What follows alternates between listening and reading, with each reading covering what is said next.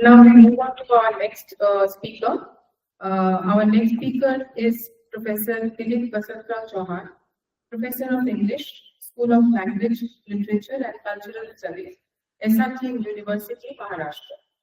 He graduated from Ahmednagar College, Ahmednagar with distinction in '93, and postgraduated from Ferguson College, Pune with first class in '95. In order to become lecturer in English, he decided to give up a government job in 1995, which he had earned by qualifying an examination conducted by the MPSC. In the early part of career, he decided to write in Marathi. He could write over 10 tracts on various educational and historical issues. Ma'am, okay. Yeah.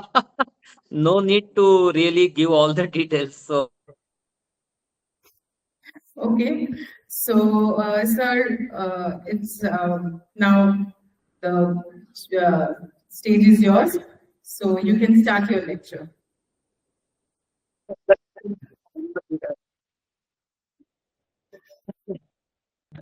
yeah, thank you. I'm from Maharashtra.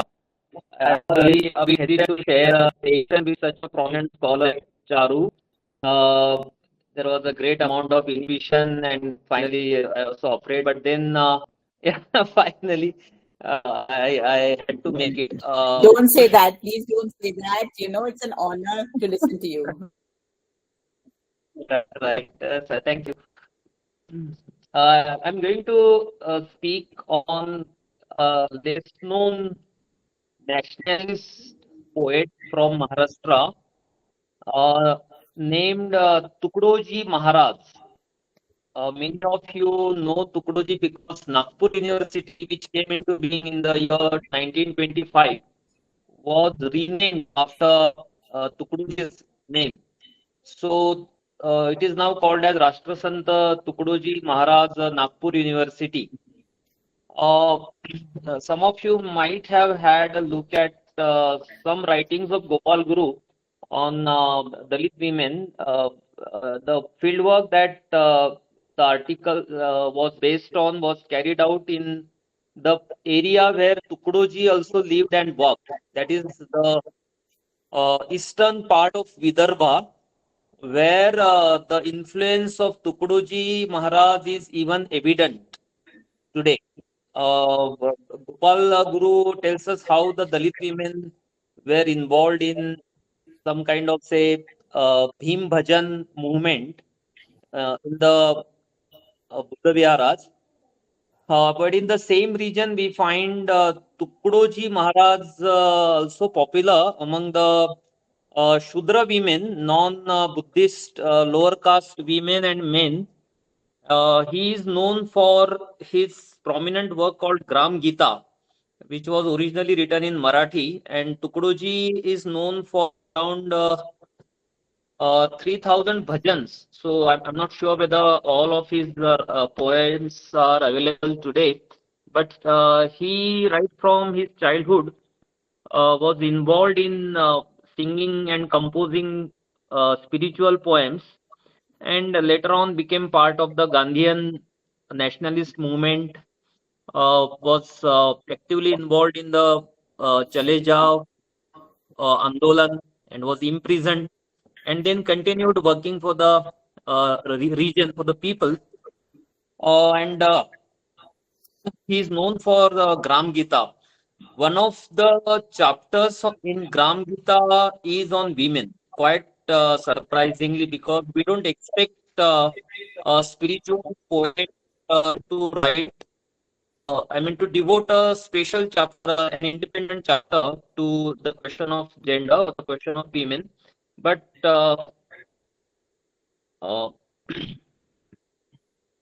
Tukdoji did that.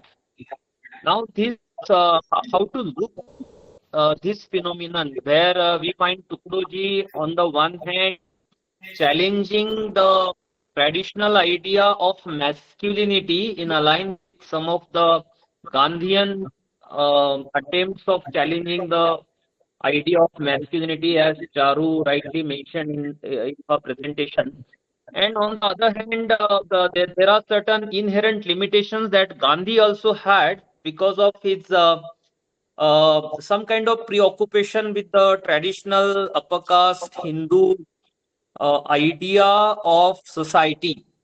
So, Tukudoji did not believe in God as Gandhi did not, and he did not believe in any kind of gender inequality. So, despite very tall and very prominent, and we can say very bold claims on such very radical ideas, we find some problems with how Tukudoji dealt with the question of masculinity or the question of manliness and also womanliness.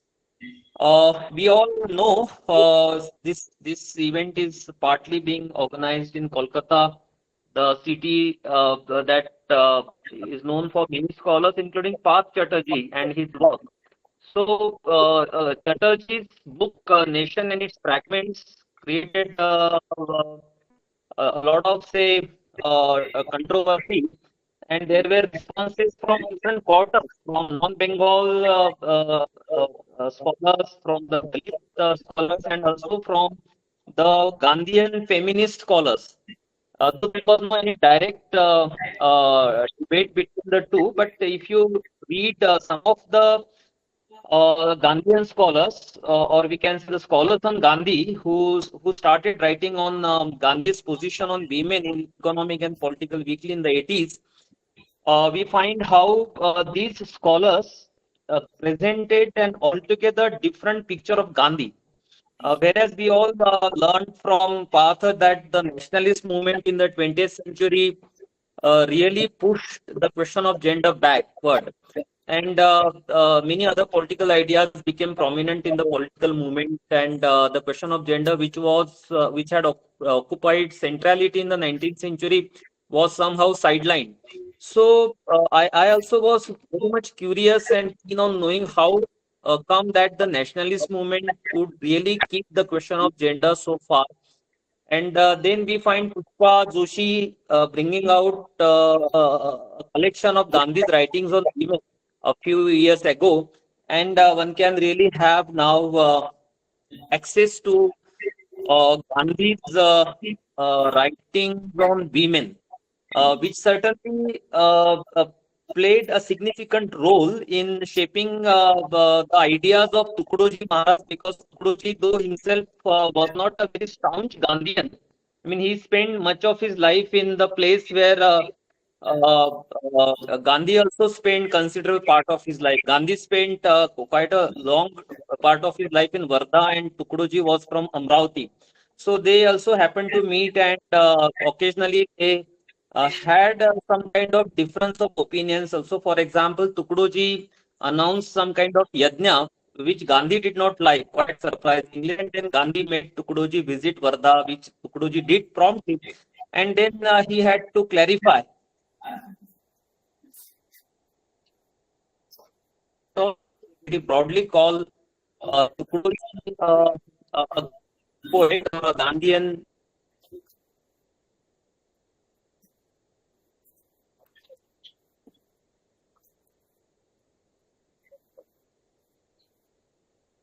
Now have been trying to virtually look at every aspect very critically, and this also has made them challenge some of the assumptions that the political scientists such as Parth Chatterjee and many other post-colonial and nationalist scholars shared about women's participation in the social life or political life in the first half of the 20th century. And against this background, we have to see how uh, Tukrochi had to articulate his own views on the question of gender. Before that, I would like to bring your attention to some of the Gandhian ideas. For example, uh,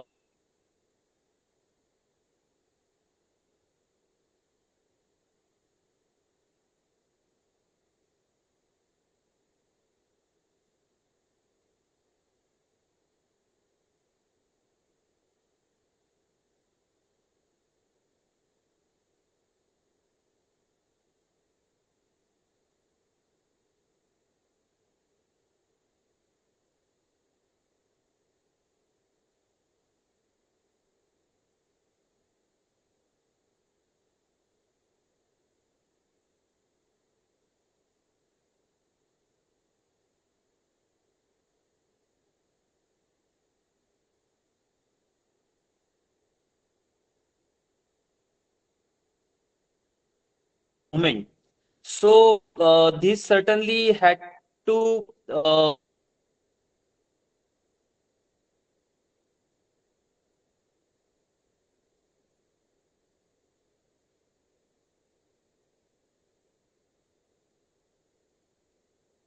placed in the Ramayana, the Mahabharata, and most importantly, the Manusmriti.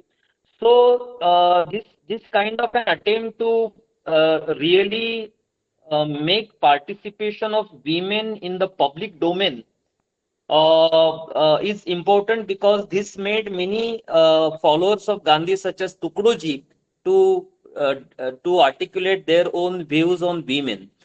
Gandhi's idea of women participating in the political arena received the uh, we can say critical and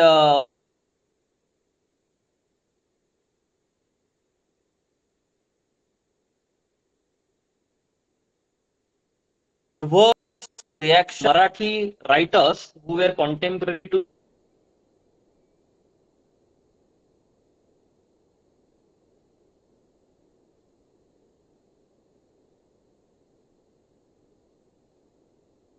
as Ibsen, and on the other hand, the political leaders such as Gandhi, who were responsible for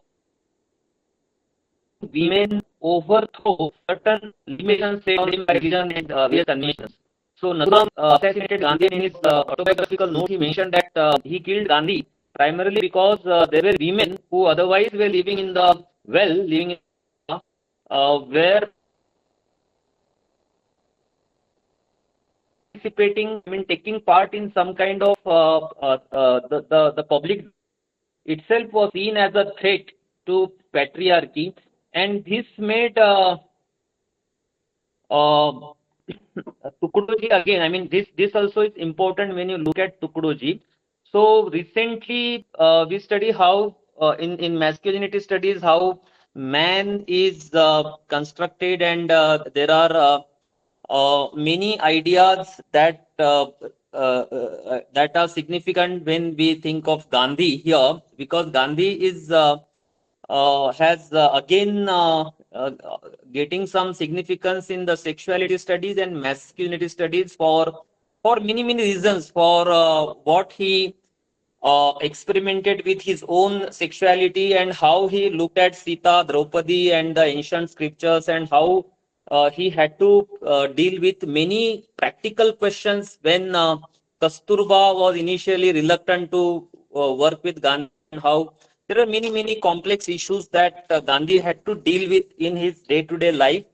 And we gather from many such instances that Gandhi had to deal with the question of masculinity and femininity in his life. For example, in one of his writings, he says, "Who is my Sita?" So Gandhi's idea of Sita was not exactly what we derive from the Valmiki Ramayana. So for him, Sita was the one who was part of the political movement. So obviously, she was not the one who, was delineated as a very effeminate kind of a person in the Ramayana. So this certainly had some kind of impact on the way women were perceived in Maharashtra. Gandhi's idea of woman certainly was different than Tilak's idea of woman. So everybody knows that. So there was a major shift when Gandhi took over Tilak, and the political and social debates in Maharashtra also changed after Gandhi occupying prominence in the Indian National Congress.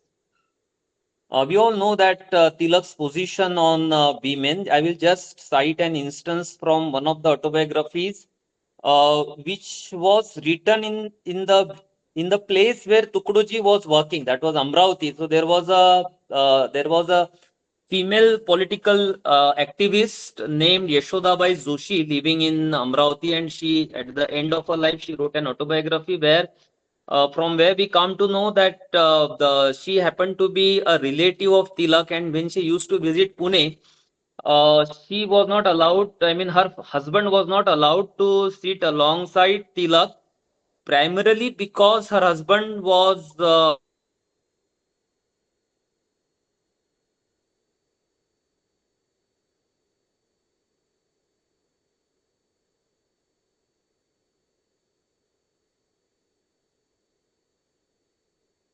widow in some remote place in say Tilak. So the view that Tilak held on women has been very well documented. So Gandhi, of course, supported many ideas such as widow remarriage, and he also opposed the idea of child marriage. So this certainly had some impact on the poets such as Tukdoji, and this is evident in the writings of Tukdoji. So I will just read a couple of lines from the 20th chapter of Gram Gita. But I'm sorry, I couldn't really locate the English version of Gram Gita. So I skip, better I skip reading some part which I had planned earlier, because many of you would not understand Marathi. So I will just sum up. So there were problems with Tukdoji, as one might find the Gandhian position on women a problematic one, as some feminist scholars have described a Gandhian position on women as a sort of, say, a patriarchal compromise. So this kind of a compromising tendency is very much evident in the writings of Tukdoji, where we find Tukdoji on the one hand really supporting the idea of gender equality, education of women. He was a diehard critique of the practice of dowry, which is still even rampant, still very significant practice in with the Vidarbha region of Maharashtra even today. So he remained opposed to that, and he also devised a very innovative way of holding marriages. We all know the Gandhian marriage rituals, and in Maharashtra we had Jyotirao Phule coming with a new idea of Satyashodak Vivaha Paddhati, Satyashodak marriage kind of say system, where intercaste and interreligious marriages were promoted, and there was no question of dowry, and women, girls, and boys were free to choose their partners. So it was a very radical kind of a movement within the Satyashodak movement, and this matter was finally contested, and Jyotirao had to go to Mumbai to contest, and he won the case. So that is a well-known legal battle that Jyotirao contest in the High Court, in Bombay court. So certainly this kind of impact is evident on Tukdoji, where he refused, I mean, he very clearly denied the idea of Vedic marriage system, where women are either they are looked down upon in various rituals, or they are humiliated in many ways in the way Vedic marriages take place. We all know that. So Tukdoji devised a very new concept of marriage, but obviously this was also coexisted with his own traditional idea of family, where a woman was seen as nurturing emotional life, and also taking care of family as a unit. So she, in a sense, was a housewife on the one hand, but on the other hand, we also find Tukdoji supporting propagating the idea of the upliftment of woman, if not say liberation of women. So there is something called upliftment. If you allow me to translate the term that Tukuduji used for this canto, for this chapter of the Gram Gita, that is upliftment. So women have to be an agency of social change, political change, and she has to be a mother, she has to be a wife, but she also has to be, as Gandhi many times argued for, an independent person, an independent individual who is not at all controlled by her husband, or she was not subjected to any kind of, say, authority. So as Gandhi on some instances clarified, so Tukuduji's understanding of a woman was marked by this kind of contradiction, and one has to really have some kind of more engagement with this, primarily because Tukuduji was not just a saint poet. He was not just a modern poet. He was a founder of a cult in some part of Marathwada and Vidarbha. There are many districts, many villages, many blocks where Tukuduji still has very profound impact on the lives of common people. The Gram Gita, that the poetic text and epic kind of text that Tukuduji wrote, is read in the villages as people read other religious texts such as Puranas and all. In the Buddha Viharas, these days we find Dalit women reading the Buddha and his Dhamma, a text that was written by Dr. Babasaheb Ambedkar.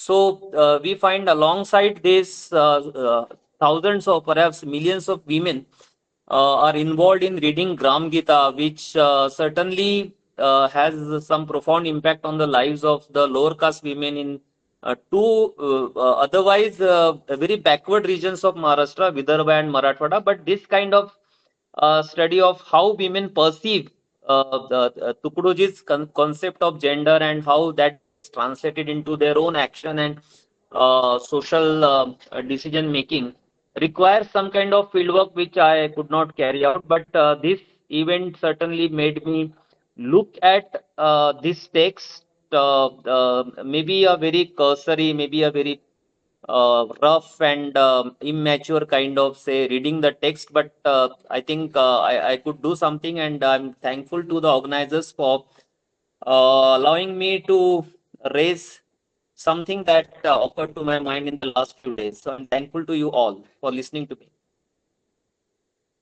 Could you hear me? I didn't ask. I forgot to ask this to you.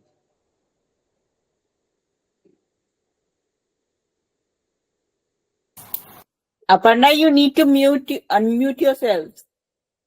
Was I audible? Yeah, you were. Okay. We could hear you. Thanks so much. Yeah. Yes, of course, you were audible, and thank you, Dr.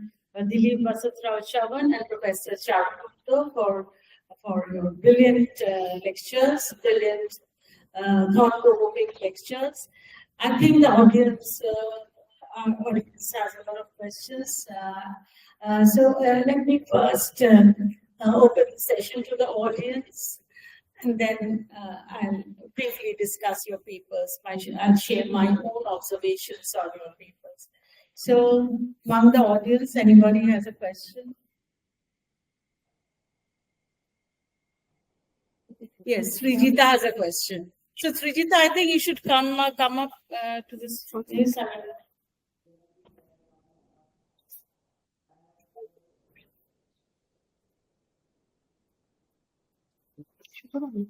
Hello, this is a question for Charu ma'am. Ma'am, can you hear me? Maybe speaking to the other. Hello, this is a question for Charu. Yes, I can hear you. Okay. Yeah. Ma'am, like you spoke about the colonial narrative of emasculation, where you mentioned the manly British and the effeminate subjects. So I want to ask you about the complex and paradoxical position of Bankim Chandra Chattopadhyay. You mentioned the Bengali Babus as weak. Like, do you think he absorbed this narrative or do you think he challenged it? I would love to hear your views on this. And another character from the Mahabharata, I would just like, it's a totally different question, ma'am. The figure of Shikhandi in the Mahabharata embodied a complex gender identity. He was born as female, later becomes male. So will you call him as characteristic of an alternative masculinity or just an example of a transgender or gender fluid figure? Ma'am, are my questions clear? Yeah, absolutely. So should we take all the questions together or would you like us? Yes, we can take the questions together. Any other question from the audience? Yes, Shohini. So, Acha. Yeah, I think yes. My question is for Charu, ma'am. So I was, because you brought in Gandhian idea of a Mic is on.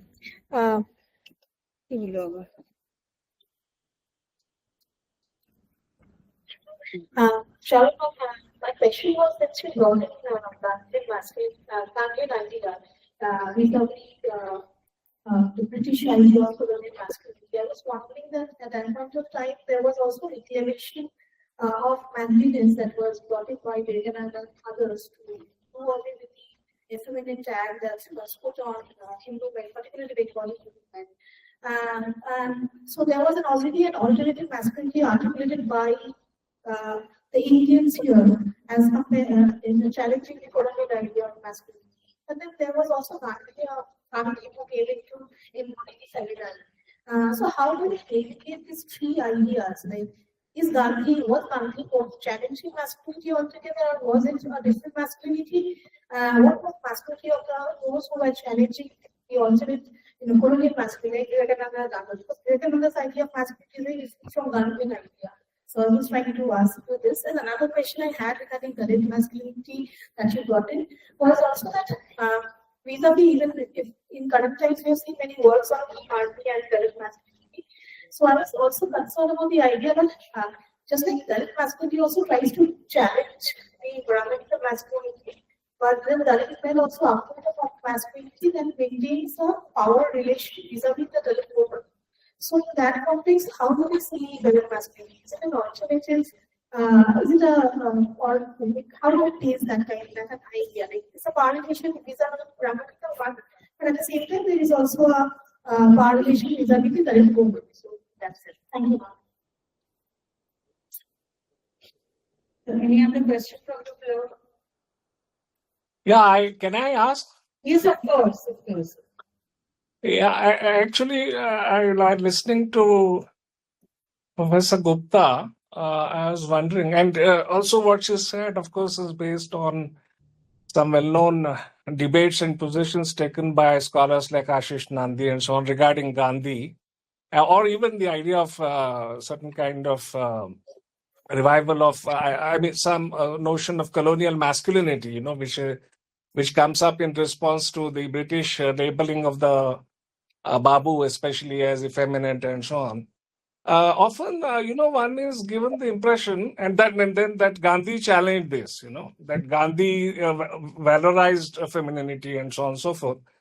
Now, the problem is that, in fact, there were many, if you look at pre-modern India, in the medieval period, extremely rich work has been done by Rosalind O'Hanlon, for example, on what one might, just for the sake of, as a shorthand expression, what one might call Mughal masculinities. And of course, in the ancient period, with the Indology-based, many Indologists have documented, there is also, many different models of masculinity that are available. But somehow even historians seem not to look at the historians of modern India, don't seem to make connections of this kind. So that's, apart from the fact that Gandhi's own ideas of masculinity, femininity were very complex, that I think one of the persons just mentioned that. And I may mention very quickly Sujata Patel's recent, 2 years back, she published another article on Gandhi and this time on masculinity in EPW. And there also she debunks the idea of Gandhi. Gandhi is providing some kind of a different, more emancipatory notion of femininity and so on.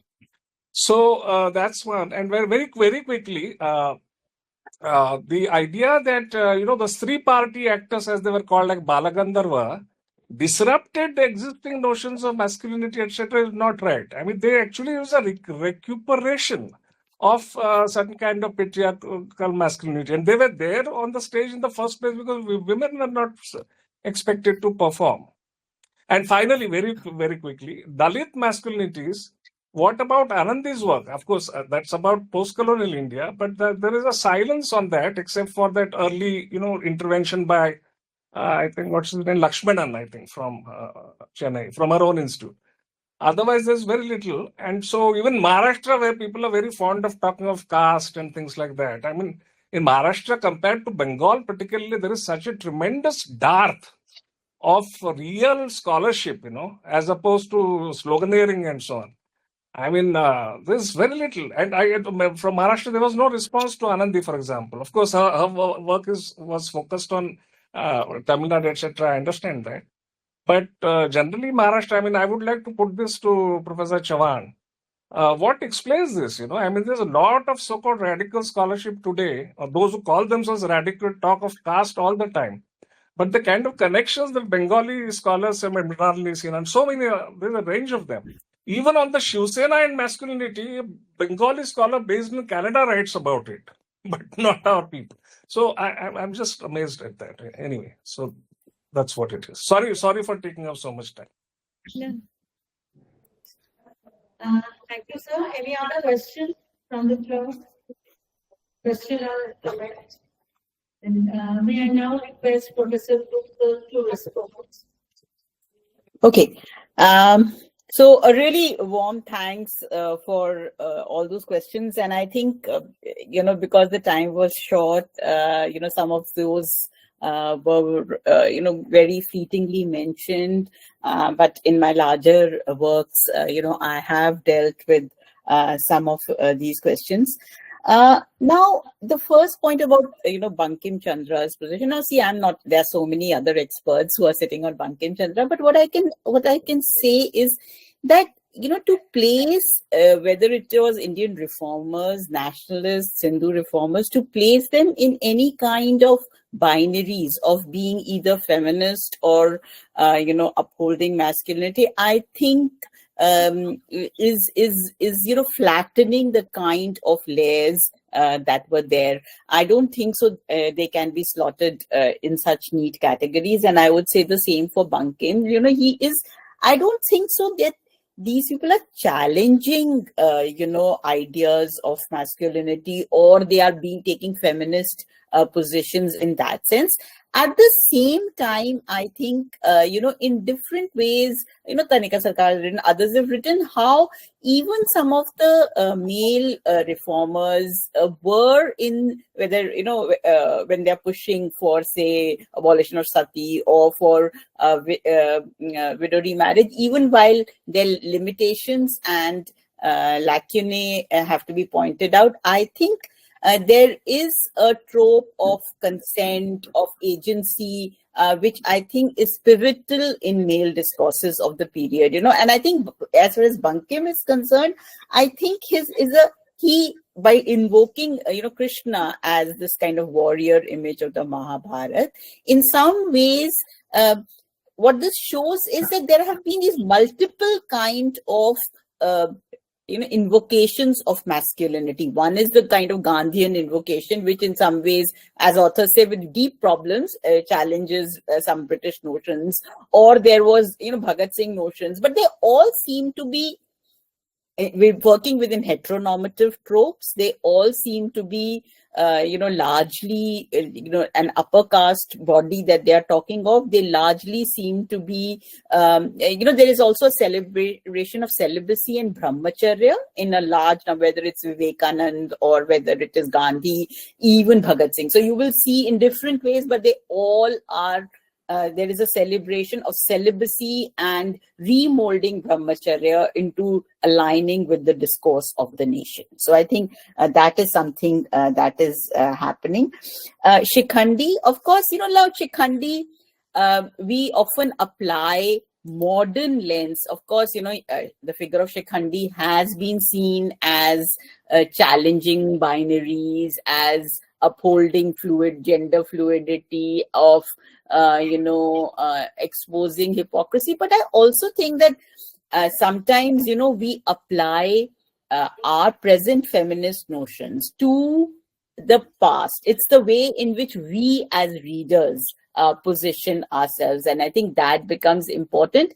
I think Shikhandi also needs to be placed besides the kind of gender challenges that it is in the kind of the context of the larger story of Mahabharata and how that is playing out, vis-a-vis Kshatriya and Brahmanical rivalry. That is also a main plank of the story, and I think that also needs to be taken into account.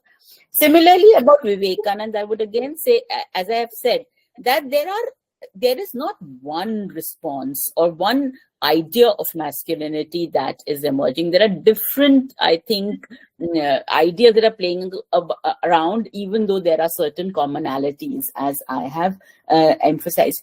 Gandhi is a deeply problematic figure. I fully agree.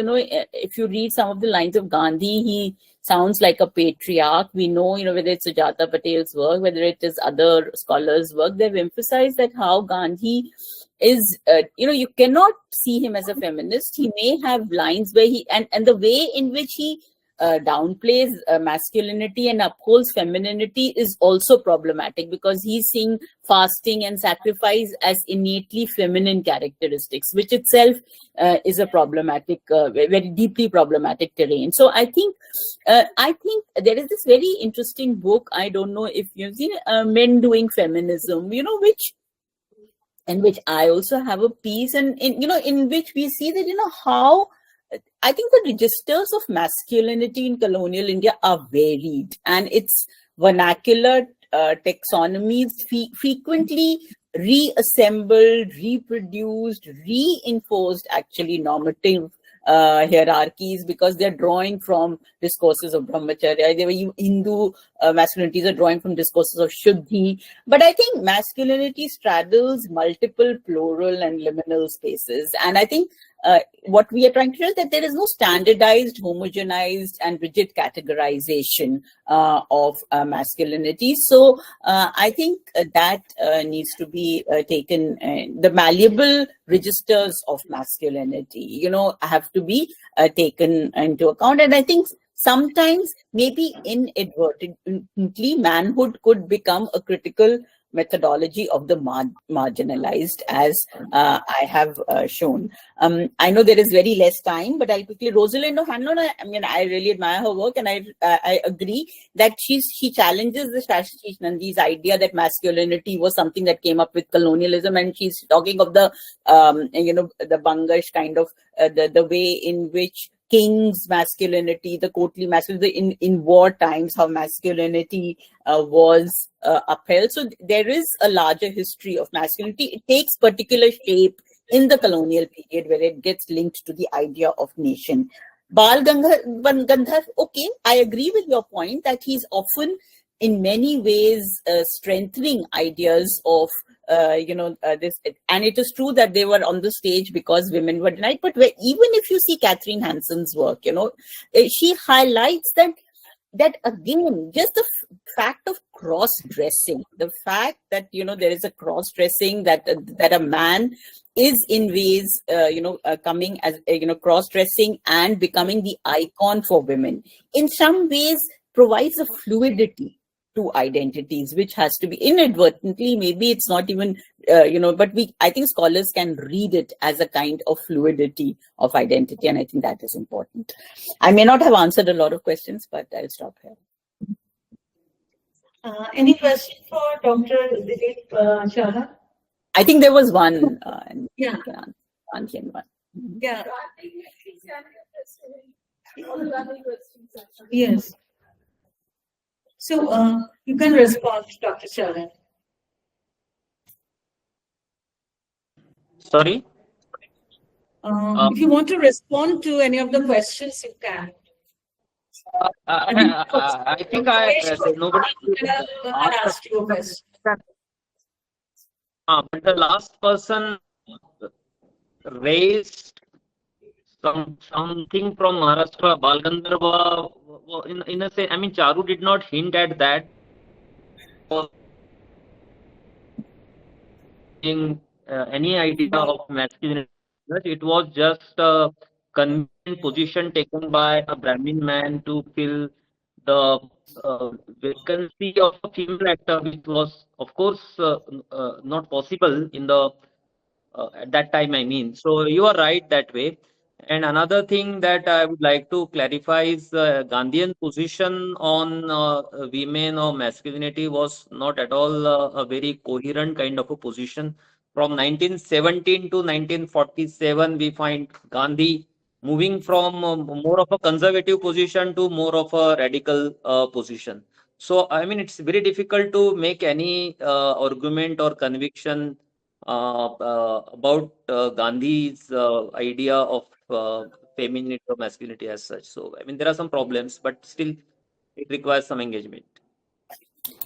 I forgot to address just very quickly one question about Dalit masculinities. And I just want to say this, that, as I've argued in my book as well, that Dalit masculinities also had this duality, as other scholars have shown. They could be feminists, whether it is Periyar, Ambedkar, they can be seen as proto-feminists, in the way in which they draw connections between endogamy and control over, women's sexuality.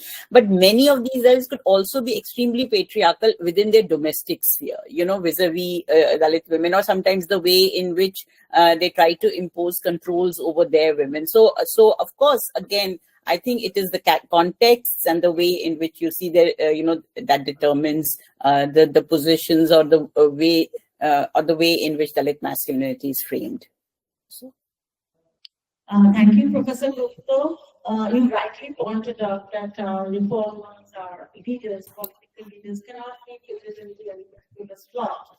I mean, they cannot be slotted that way, and they were holding a particular idea of masculinity or being a feminist, and all of them have this ambivalence in them, the contradictions in them, and this was true of Hopi, this was of Rabindranath Tagore. I remember Tagore had to connect Pandita Ramabai.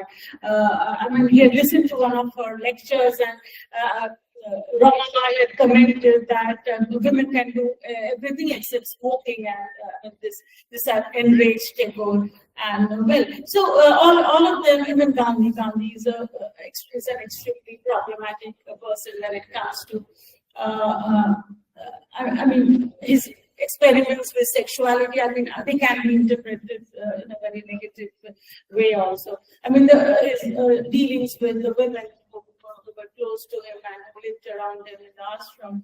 So, I mean, all of them are these great stalwarts, either in the field of literature or social reform or politics.